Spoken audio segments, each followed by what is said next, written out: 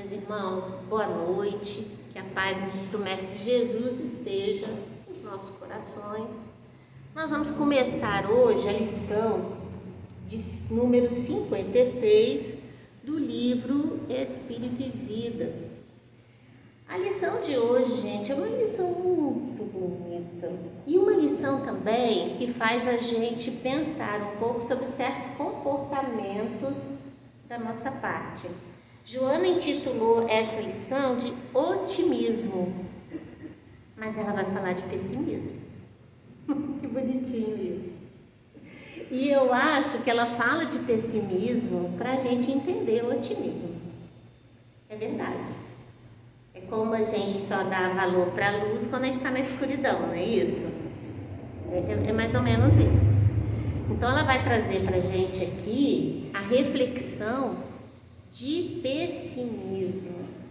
E fica sempre a pergunta para nós, né, quando a gente lê uma lição de Joana: nós somos pessimistas? Vocês já se perguntaram isso? A gente tem que se perguntar em que banda que a gente está, do pessimismo ou nós somos extremamente otimistas? Qual deve ser o comportamento do espírita? Isso a gente tem que se perguntar, não é verdade? Como nessa obra ela sempre traz uma citação das obras básicas, hoje ela pega de novo Gênesis, aliás ela pegou muito Gênesis, né? Na obra toda uma coisinha de Gênesis, às vezes um livro dos Espíritos, alguma coisinha assim, no céu e inferno, mas a grande maioria foram citações do livro A Gênesis. E ela pega no capítulo 11, item 22, a seguinte frase: cada espírito é sempre o mesmo eu, antes, durante e depois da encarnação, sendo esta apenas uma fase da sua existência. Então Joana traz, numa frase dessa, a gente tem que pensar, né, o que ela quer relacionar com essa frase, o tema da noite. Ela vai fazer um convite para que sejamos otimistas, para que a gente tenha uma conduta esperançosa diante da vida, para que a gente consiga enxergar nas dificuldades que a gente enfrenta um estímulo para seguir adiante. Nesse aspecto, ela vem e fala que o nosso eu, esse ser imortal que somos, ele é o mesmo antes, durante e depois, o mesmo eu. Olha o que ela está querendo dizer com isso. Quer dizer que a gente não possa, a um estado reencarnatório, progredir, melhorar e agregar ao nosso eu novos valores, novos conhecimentos, comportamentos melhores. Mas quando ela fala isso, ela está querendo dizer disso que nos estrutura o mundo íntimo. É como se estivesse dizendo para nós assim: o processo reencarnatório, esse estado na vida física, é um momento em que esse indivíduo, espírito imortal, ocupando um corpo físico, tem um tempo marcado com o início e o fim pela morte desse corpo físico, que nos serve de instrumento nesse movimento na vida material. Entretanto, esse ser imortal, ele preexiste a esse momento da morte e ele vai continuar após esse momento da morte.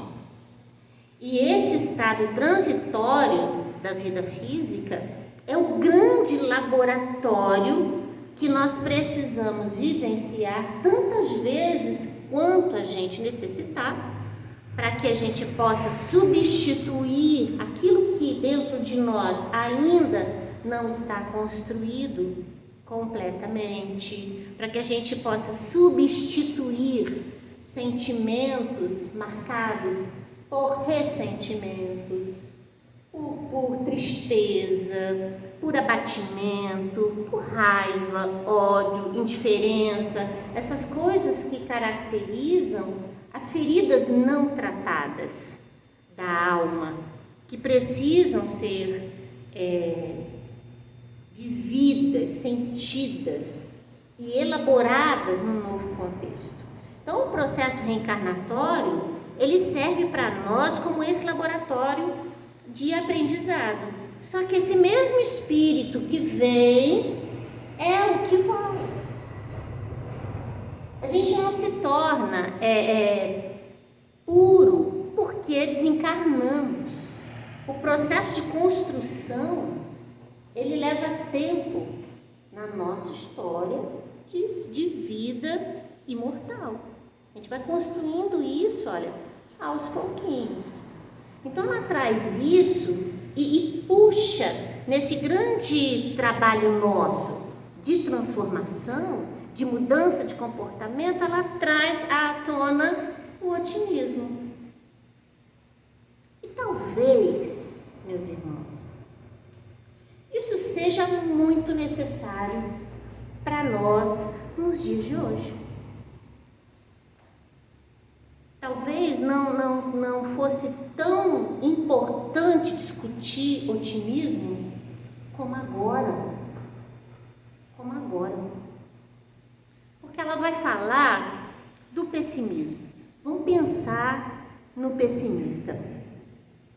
O pessimista é aquela pessoa que em tudo vê uma dificuldade, que em tudo vê um problema, que não acredita-se capaz de superar as dificuldades, os empecilhos da vida.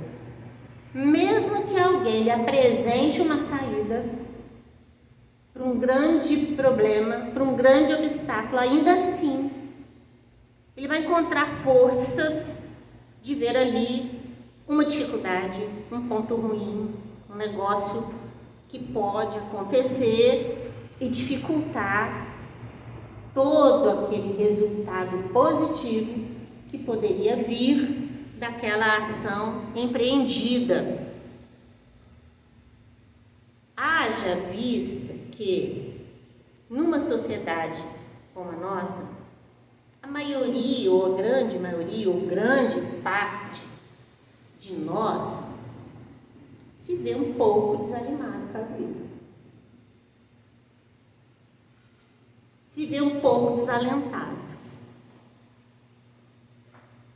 Quem já não se pegou em algum momento, alguém falando assim, não, mas agora vai melhorar. Agora eu acredito que isso vai melhorar. E a gente, não acredito mais não. Isso aí não vai dar certo não. Vai ser tudo como antes. Sabe aquela coisa assim, né? Não, mas você tem que acreditar, vai. As coisas vão ajustar. Não vai nada. Vai nada, essa história aí, isso é velho. Eu já conheço isso aí, ó. Quantas vezes eu já me vi nessa situação, nada, não vai dar certo. A gente já se viu falando isso, não já? Mas a gente já viu outras pessoas também falando. Não é verdade?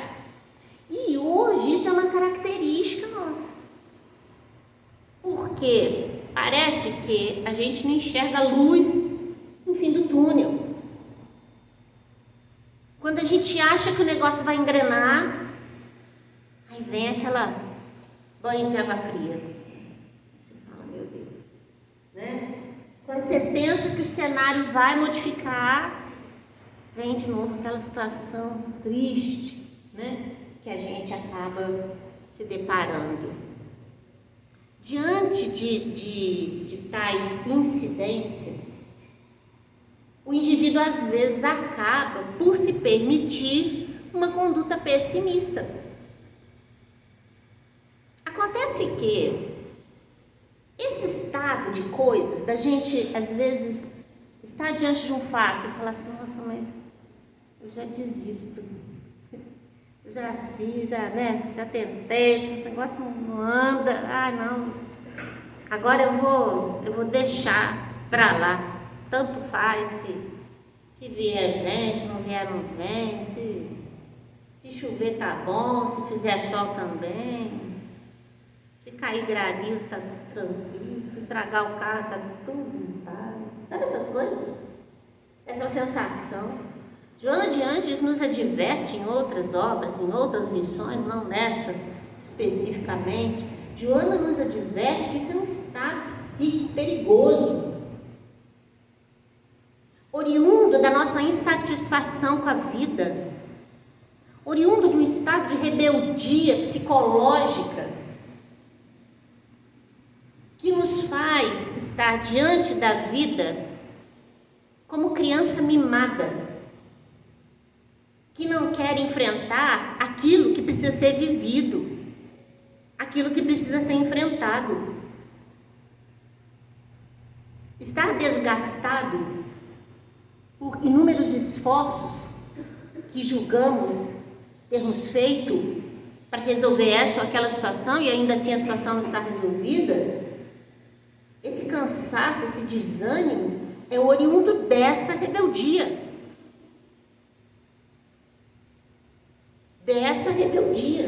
E por mais que o nosso pensamento não consiga compactuar com isso, que a gente fala assim, Piscate, pelo amor de Deus, eu rebelde? Se eu fosse rebelde, eu quebrava tudo, eu xingava, eu brigava, eu batia, eu falava.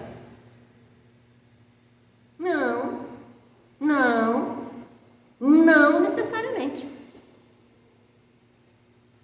O rebelde pode cair num grande e profundo processo depressivo. O rebelde pode tentar um suicídio. O rebelde vai ficar calado às vezes, só engolindo todos os sapos que ele acha que ele é capaz de engolir. A forma como a qual nós reagimos diante dos obstáculos é muito particular, mas a matriz disso, a origem disso, está na nossa não aceitação da vida que temos, que é a vida que precisamos, mas nem sempre é a vida que queremos. Então, esse estado de não aceitação é que nos coloca numa conduta de apatia ante a vida. É como se nada nos enchesse a alma de alegria. É como se nada pudesse nos tirar daquele estado de depressão, de tristeza, de falta de vontade de viver com a qual nós nos colocamos. Então não adianta que inúmeros estímulos positivos cheguem até nós, porque a mente obscura, nessa onda de rebeldia, de tristeza, de indiferença com a vida, e aí a gente sempre vai vendo uma dificuldade aqui, uma dificuldade ali, essa onda toda impede com que a gente consiga enxergar as inúmeras dádivas com que a vida nos presenteia.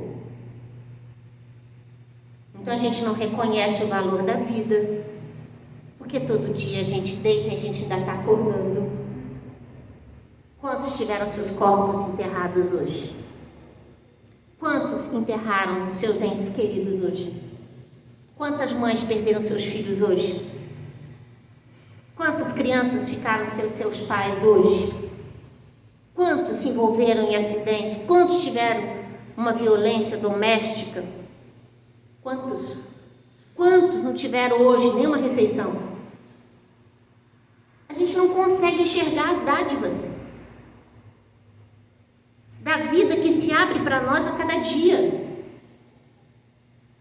Porque esse sentimento de apatia ante a vida nos rouba a alegria de viver. O simples fato da vida estar no mesmo marasmo o tempo todo nos incomoda. Ai, minha vida está tão chata.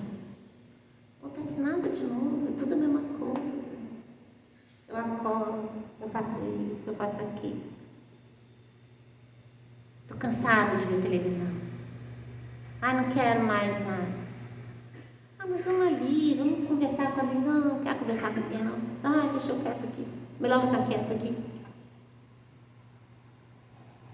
Né? Aquela coisa assim do... Ai, que vida triste. Como eu sofro.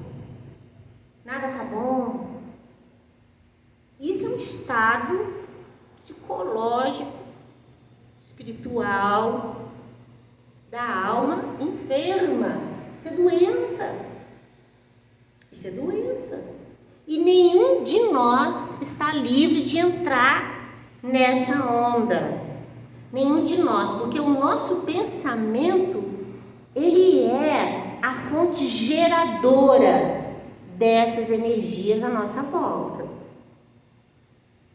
É a fonte geradora disso. A gente pensa, esse nosso pensamento plasma algo concreto, verdadeiro, forte, intenso, e a nossa vontade dá movimento a isso. Olha como que esse mecanismo ele é interessante. Daí a advertência dos benfeitores espirituais, da oração e vigilância. Porque no estado de evolução que nos encontramos, num planeta de provas e expiações, espíritos endividados como somos, e essa dívida a gente precisa entender que é o não cumprimento das leis morais que nos libertariam deste sofrimento se as cumpríssemos. O não cumprimento dela por inúmeras reencarnações, num processo evolutivo que nos coloca mesmo nesse encadeamento de fatos e de coisas, que vai nos permitindo aos poucos, em doses homeopáticas, aprender o valor do bem nas nossas vidas e do bem que nós podemos gerar na vida dos outros. E a gente vai se dando conta disso mesmo, aos poucos. E a vida difícil, a dor de cada dia, ela serve para nós como essa referência, para que a gente consiga tornar o nosso coração, o nosso sentimento mais maleável à dor do outro. Perceber a nossa dor, mas não desconsiderar a dor do outro, que precisa da nossa assistência. Lembra daquela mensagem anterior? Tem sempre uma condição melhor do que nós, e a gente está em condições melhor do que outros, e é para um ajudar os outros. Lembra disso que a gente viu? É nessa dinâmica da vida, e é nessa dinâmica que a gente descobre quem nós somos. Qual o sentido da nossa vida? Quando a gente tira de fato aquilo que é passageiro, desnecessário, e a gente se coloca diante daquilo que de fato faz diferença na nossa vida como espírito imortal, dessa bagagem espiritual que nós precisamos fazer para quando sairmos daqui nesse período tão pequeno e transitório da vida física, termos levado conosco um cadinho a mais de ações no bem. Então a vida, ela traz para a gente essas experiências. Quando a gente não consegue enxergar isso, a vida torna-se para nós algo enfadonho. algo cansativo. Então a gente começa a achar que a vida não tem graça, que as coisas são todas do mesmo jeito. Que bom era se fosse assim, legal era se acontecesse desse jeito. Seríamos felizes se fosse dessa forma. E na verdade, esse nosso olhar ainda é um olhar de quem não consegue enxergar a dimensão da vida espiritual de cada um. A gente não consegue enxergar isso ainda. A gente ainda pensa que a vida ela tem que nos retribuir sempre na medida do que a gente quer e deseja. Me diz se isso não é ser crianças mimadas. Me diz. A gente quer aquele brinquedinho. Ah, não pode brinquedinho, vamos fazer pirraça.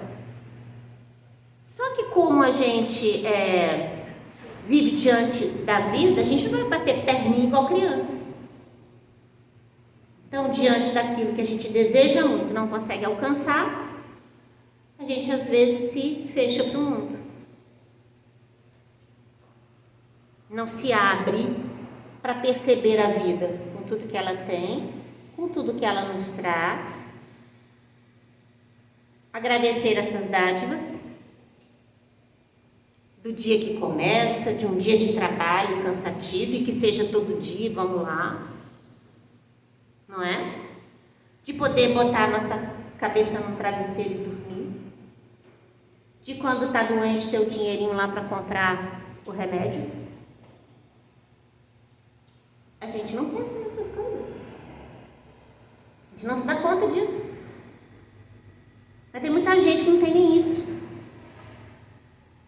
Tem muita mãe e pai que está vendo o filho passar fome e não tem o que dar para comer. Que vê uma doença tomar conta do filho e não tem uma assistência.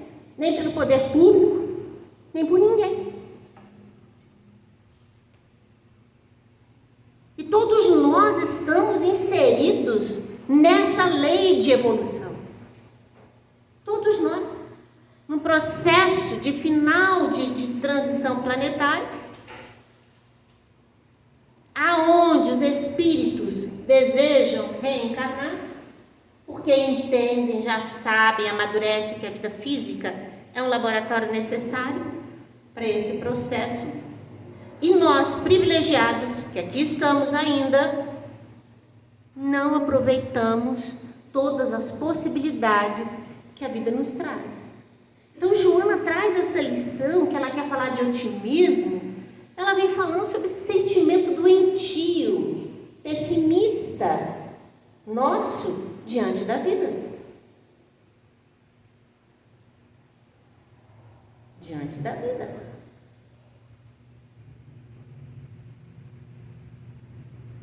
E a gente precisa acreditar.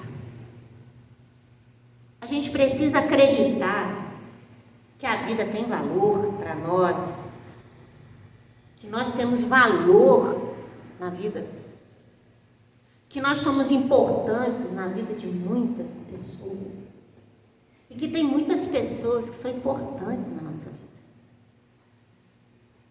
E a gente tem que entender que a gente precisa amar com tudo que a gente tem e que a gente tem que receber o amor do outro do jeito que ele consegue nos dar.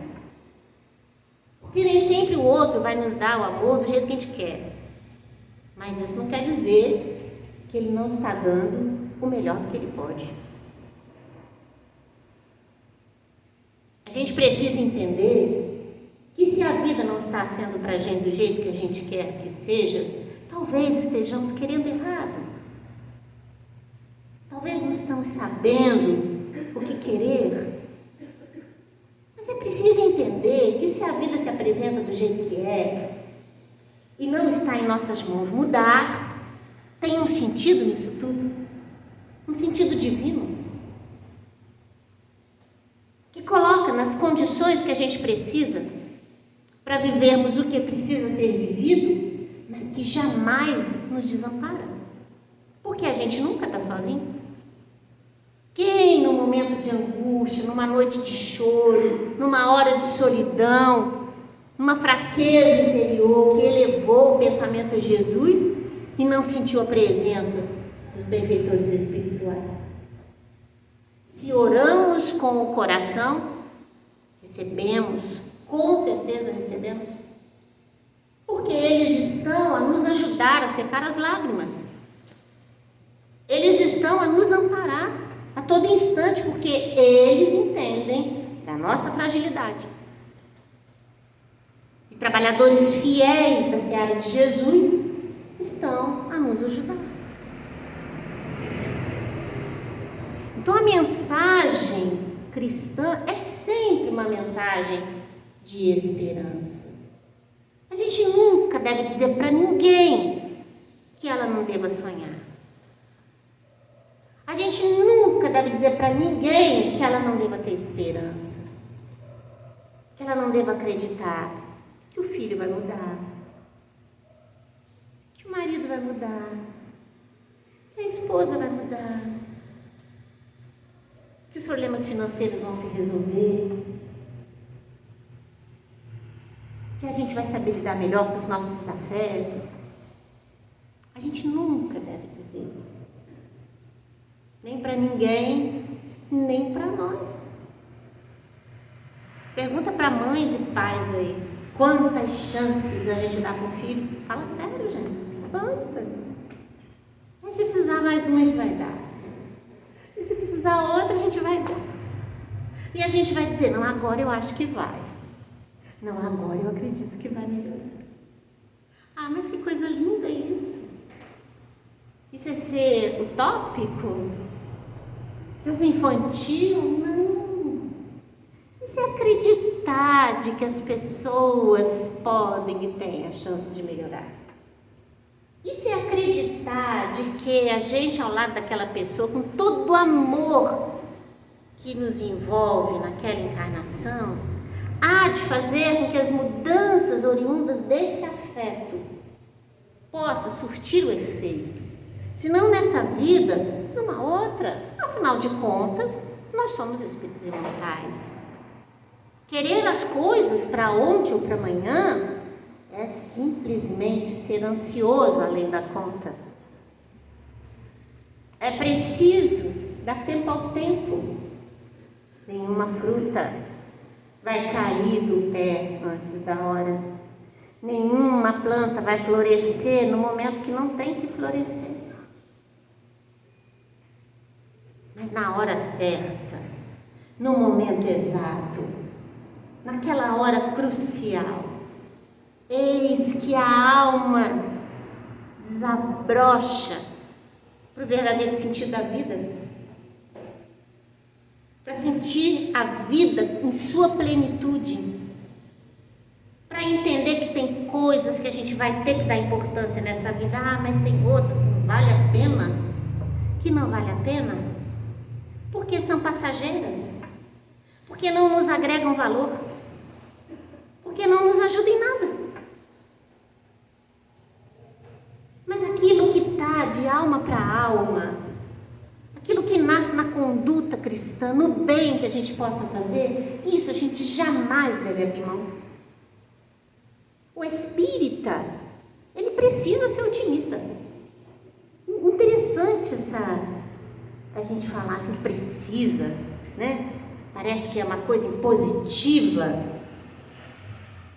O precisar, nessa frase, não deve ser tomada no sentido impositivo,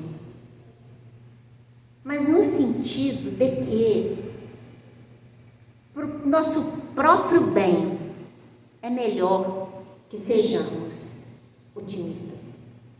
Por isso é preciso ser otimista. E a doutrina espírita, ela baliza a nossa razão nesse otimismo, porque ela nos fala da vida imortal. Então eu sei que a minha vida, né, a nossa, de todos nós aqui, é uma continuidade. Não importa o que me apareça hoje como desafio a ser enfrentado, é o meu desafio. E se é meu, eu vou segurar com toda a força. Tá para mim, então não tá para o outro, tá para mim, então vamos que vamos. Porque eu estou nessa trajetória, só Deus sabe o porquê daquela experiência para ser vivida por mim. Esse é um aspecto importante. O outro aspecto importante, que deveria nos tornar muito otimistas, é o processo reencarnatório. Pensa bem, porque está lá no Livro dos Espíritos, Resposta dos Espíritos. Quantas vezes, né, o Espírito reencarna? Tantas vezes quanto for necessário. Sabe o que é isso, gente? Tem um pensamento mais otimista que esse? Que se a gente chegar ao final da vida e a gente falar assim, nossa, mas eu fiz muita asneira nessa minha vida. Nossa, eu errei de novo. Eu não construí nada de valor para mim. Mesmo que a gente chegue ao final da vida com essa sensação de que não fizemos nada, nós iremos recomeçar. Uma nova vida vai se abrir para nós. Um novo cenário, uma nova família, um novo contexto. Com aquelas almas que a gente precisa trilhar. Vamos trazer às vezes para perto de nós aqueles que a gente desdenhou um pouco nessa vida, que a gente não soube amar, que a gente não soube perdoar. Mas vão estar ali, um novo cenário, um novo contexto, uma nova história. É começar uma nova história.